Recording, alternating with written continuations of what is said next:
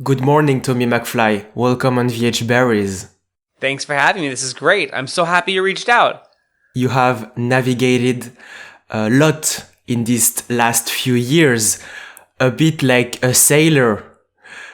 I wonder, how is the ocean right now?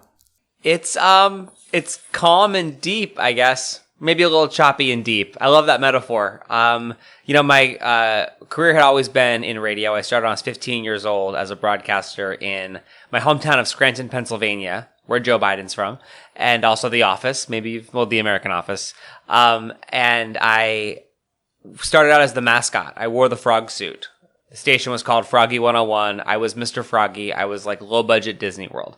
And from there, I had this incredible journey of coming to Washington, D.C. and producing a show and hosting an evening show and then getting my own morning show at the age of 24, which was incredible to work for CBS Broadcast Company at the age of 24, hosting a morning show in Washington. Awesome opportunity.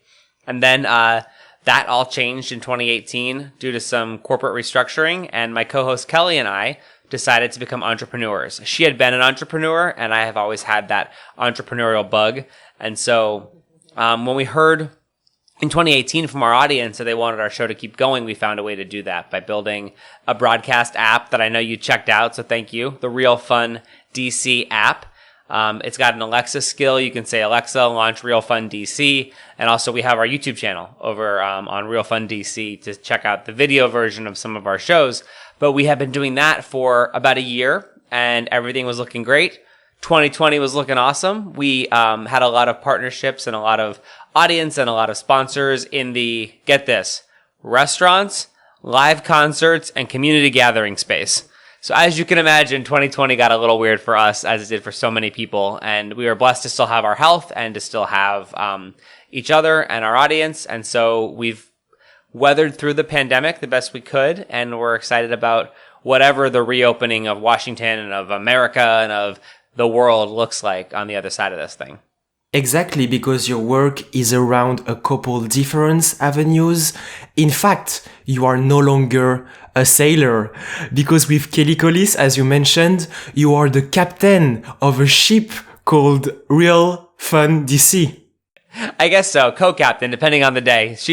But I will tell you, we are also very much like swabbing the poop deck and very much sailors, because as an entrepreneur, you do everything all the time. And it's great that I have a partner like her in this, because we're very different people. Like she's more operations and analytical and frankly smarter than me. And I'm, more woo-woo and creative, and we come together and we like take the average of the two of us. So with Kelly Collis, how did you meet each others? So she was my smart-ass neighbor who lived down the street from me, as a matter of fact. So I had been on the radio my whole life, and I was 22, lived in DC, was like the nighttime radio DJ, and she was running a blog and a lifestyle website. And we were introduced by two friends, and basically she lived in DC her whole life. And she's like, who's this punk kid who thinks like he can teach me something? And I was like, who's this lady with this website who thinks we're going to be friends?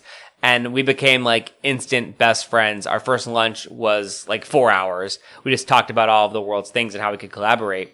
And then she was also a mom with 2 young kids. She was going through a really awful divorce. And we learned that we actually lived like on the same block. And so we would hang out all the time, became really fast friends. And when I got the opportunity to start a morning show for CBS, they asked, what radio person do you want to do your morning show with? And I was like, I'd really love to do it with my like smart ass neighbor who lives down the street from me. And they were like, cool. What stations has she been on? And I was like, none. What could go wrong? And we started off on this adventure and this journey, and over the last decade, we've gotten to where we are now, mostly because of our chemistry and our work ethic and our friendship. And in the past, Tommy McFly, you used to wake up very, very early, around 5 a.m., which is not really the case, because with Kelly Collis, you are having a show every morning that is around 9 a.m. Yes. So we used to get up at like 3:34 in the morning and drive to the radio station, be live on the radio at 5 a.m. Now we're live at 8 East Coast time on our app and on Alexa. But we still get up I get up at like 6 now because we have to still, with the show being a video product, now there's this whole other level of having to find video B-roll and audio clips and sound clips, and we produce and edit our own packages and that sort of thing. So we're live later, but we're also still kind of working the same amount of time. Although now, with us being separated and working from our own homes, my commute is across the kitchen versus, up to her house. Because our state-of-the-art studio we built is actually in her basement. It used to be like where she had the kids' Halloween costumes and storage and some wine and stuff. Which leads me to another point, because there are two projects that I would like to put in parallels. There is your former career as a very traditional radio host, as you said, since you were 15 years old. And on the other side, there is this very modern app that you build. Yes, and they're very different. I learned a lot of stuff foundationally, being a local broadcaster, being on terrestrial radio. But now in the entrepreneurial space, it's great. It's a double-edged sword because we're like, we can do whatever we want. And then also we're like, holy crap, we can do whatever we want. Like, no one's here to tell us what to do. What do we do? And so we are sort of figuring out that balance. But being entrepreneurial and being able to come up with creative ideas and actually implement them is awesome, because when you're working for a huge corporation, there's a lot of cooks in the kitchen and a lot of ideas, really good ideas, get killed in committee before they ever get a chance to flourish. And so I think that's really great. And also we're able to be really agile. We're able to get a TikTok, or we're able to start a text program to keep in touch with our audience, keep in touch with our peeps, where that would have taken months to get approved at a corporate radio station for a giant corporation. And on the same side, our advertisers and our sponsors that we work for, we're able to come up with really creative ideas that also can be totally customizable, and they're not just the generic, advertising packages that are being sold. So it is really cool because every day is a blank canvas. But that's also terrifying. If I understood correctly, Tommy McFly, you mean that by being an entrepreneur, of course, you have more the business side to manage, but on the other hand, you don't need to ask the permission to anyone because you can create things really quick without asking anyone. Precisely. Absolutely. So that's really freeing and really liberating, and at the same time, you're like, wow, I could do anything. Now what? So that's a beautiful transition, but a transition that took a lot of times. It really did. And it's something I've wanted to do for my whole working career, was to be an entrepreneur. And in that, there's a lot of high highs and a lot of low lows, and there's a lot of need to, really practice self-care and to take care of yourself and your own mental wellness and all of that stuff that goes into it. Because, in a business that you're starting on your own, Kelly and I were very supportive, had a lot of support from our husbands and family and friends and that kind of stuff. But at the end of the day, it's the two of you against the world on this business front. And so that could be really lonely at times. So you got to be sure to be checking in with yourself and your partner, your business partner. And by the way, concerning a very small detail, why are there dots between each words, Real.Fun.DC? So that was intentional because they all are standalone statements and they all work together, right? So the things that we produce, the shows that we have on our channel, and by the way, we have some awesome other shows besides Tommy and Kelly on our channel, which is really cool to have local voices in the nation's capital, supported and showcased like that. But I think of us as being very real. I think of us being very fun, and I think of us being very DC centric. And so those things all go together, or those things can also be very separate too at times, depending on what we're talking about or the topics we're covering. Absolutely, because if we focus on your Washington, D.C. career and on your YouTube channel, we can see that you've been to every single promotion event, asking and discussing with every personality. This is such a very inspiring example. Oh, thank you very much. Yeah, there have been some interesting, it's funny, people don't think of Washington, D.C. as a very, celebrity town. But it really is, because, first of all, there's a huge block of voting members when it comes to awards that live in the DC area. DC actually produces a ton of movies and television and all of that are, I mean, you take out the news and like the political and like the national news broadcasts that happen here, just take that out completely. A lot of television and movies get produced here. Like Wonder Woman 1984 was produced here. A lot of it. You know, you've got from Angelina Jolie movies to House of Cards to everything in between, happened in and around DC. And so there's a lot of interest also too from the nation and the world on our city. So we have a lot of red carpet premieres. We also have a lot of celebrities who come to town for different advocacy issues. Maybe they're talking to members of Congress about topics that are important to them, about topics that tie into a film or a project they're making. So DC actually has a lot of celebrities who make their way through, which lends itself to having a lot of red carpets. I'm sure it was part of your plan. Very smart move, Tommy McFly. It actually wasn't. It was something that I was like, oh, okay. This happens around here in DC. And you gotta, remember, I moved to DC in 2006. And DC in 2006 and DC in 2021 are very, very different places. It was the end of the George W. Bush administration. There was like 4 steakhouses here. And in the meantime, DC has become this incredible food town, this incredible tech town, this incredible entrepreneurial town, this vibrant town that finally supports and finally recognizes the voices and the perspectives of the people who have lived here for generations. Soon to be the 51st state. And I really feel like now DC is having this coming into its own. We have a lot of development on the waterfront, the Potomac and the Anacostia rivers we've never had before. There's just a lot of great things happening here. So I lucked into it. When I moved to 2006 DC, and 20-year-old Tommy, who came from Scranton, were not expecting any of this to be happening. And I have to admit that you forgot to say one thing. This is also the Easter egg town. Yes, it is the Easter egg roll town. This was an incredible opportunity.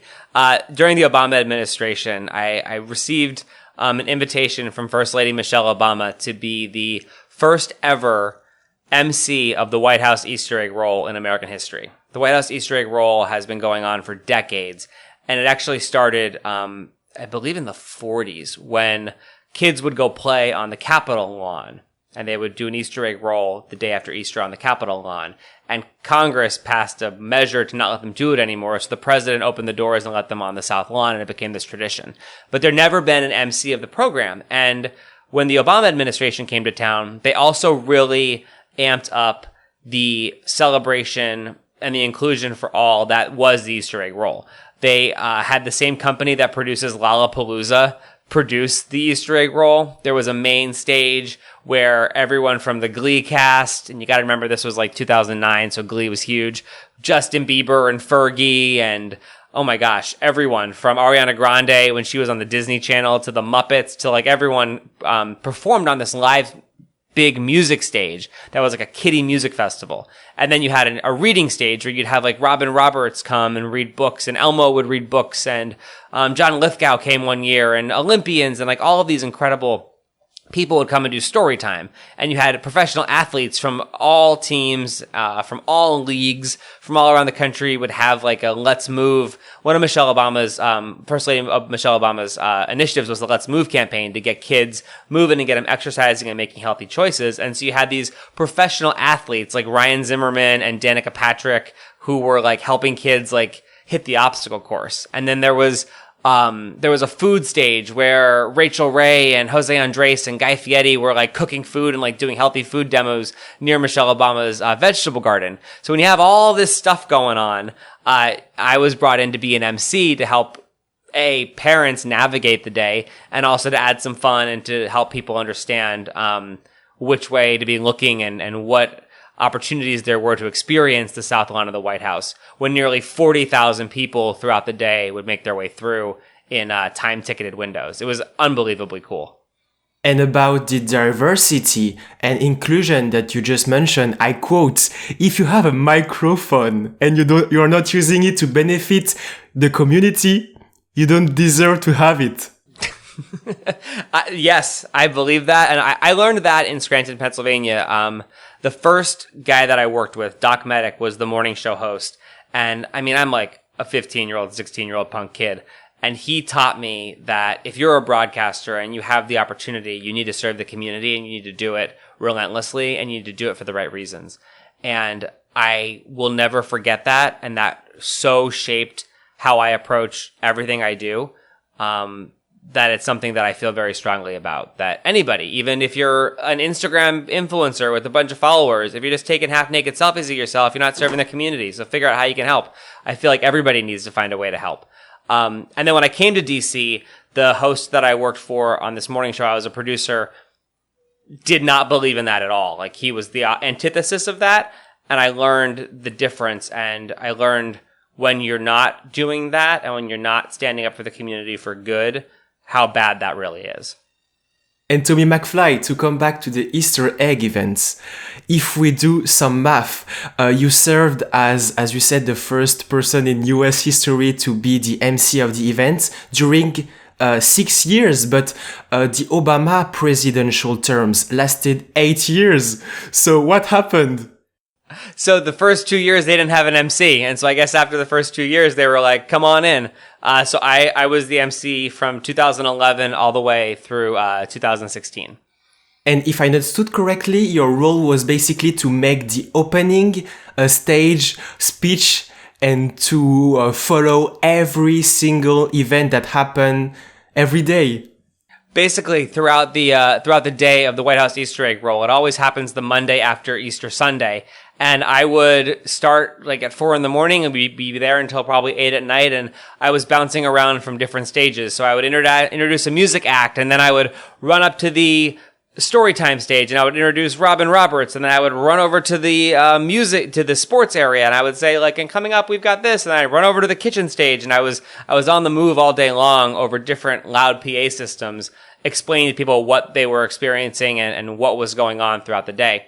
And then at least once throughout the day, which is the video you see around the world, is when the first family comes out and does the official Easter egg. So when President Obama and First Lady Michelle Obama and Sasha and Malia would come out and have that remark from the South Portico of the White House, where they would speak and then come down and do the traditional Easter egg roll. And then the very final year, First Lady Michelle Obama wanted to do a student fun run. So I got to be up on the stairs at the White House announcing the First Lady, and like 200 kids do a fun run around the South Lawn, which was the craziest thing. And it's this really amazing view that when you stand up on the White House, if you'd ever seen like when the president lands on Marine One in the backyard in the helicopter, they'll like walk out from like almost like a tunnel. Up above that is a balcony, and I got to stand on that balcony and call out this race when the First Lady was running with kids. It was the most unbelievable experience, because then when you look over the South Lawn, you see the Washington Monument and you see the Jefferson Memorial, and you're just like, what is happening right now? It was the craziest experience. In addition to being on the balcony, you also ate a lot of chocolates. Yes. So many chocolates. Oh, as long as we're talking about the White House Easter egg roll, hang on. I want to show you in my room, actually, on my shelves. Let me go get this, is the Easter eggs from the Easter egg roll. Hang on. I'm tied into my headphones here. Actually, yeah, I cannot see anything. I'm just watching on my camera. Let's see what he brings. But you will, though. Through the magic of television, you will see this, I promise. So these are the eggs that all the kids got when they came to the White House Easter egg roll. This is one from 2015. It has Bo and Sonny's signature on it. Bo and Sonny Obama were the Obamas, still are the Obama's dogs. And this one is from 2015. It's got President Obama and Michelle Obama's signature on the back of it. And then this one is very special. They only make a handful of these. They do a round of eggs that are gold. Not really gold, but they're just painted gold. And I have this one from 2014 that they gave to all the people who helped on the initiative and on the day. So it's something that I'm very proud of. And Also, in addition to being on a balcony, eat chocolates, having these amazing souvenirs, you also have other awards. And by the way, when I saw your acceptance speech, you made a Facebook Live while talking. For the Montgomery County Social Impact Award. That is right back there, too. That is the Epic Award. So Montgomery County is the county in Maryland that's connected to the district on the northwest side of the district. And the county gave me an incredible award that was for social media impact. Again, working for the community and doing things for good. But what's really cool about that award, it was hand-blown glass, and it was created by a local artist. So it's really, really special. So, Tommy McFly, you are the captain of a huge ship. What are your plans for the future? So we're figuring that out now, to be honest with you, because with the pandemic, people's listening and viewing habits have completely shifted. Morning commute and people driving to work is not a thing that's happening right now. And I don't know that it will ever happen again in the way it's happened. And Kelly and I had always been a morning drive show. So when you're a show who does morning drive without a morning drive, things get a little weird. So we're really excited to evolve what we do and evolve our show, and having other shows on our channel, providing a real 24-hour content stream for people who live in the nation's capital or frankly want to know about it. DC is a world city. And so I hope, you on the other side of the Atlantic maybe heard something you liked on our channel. That's awesome. And we're also really leaning into video production and video shows. We're figuring that out. I don't think it's going to be a 30-minute, hour-long show every day on video, but we're excited to continue to evolve with our audience and get new people to kind of learn about DC through our lens and to hopefully appreciate what we love so much about the city. Of course, I'm going to follow your show very closely. Thank you so much, Tommy McFly. Thank you.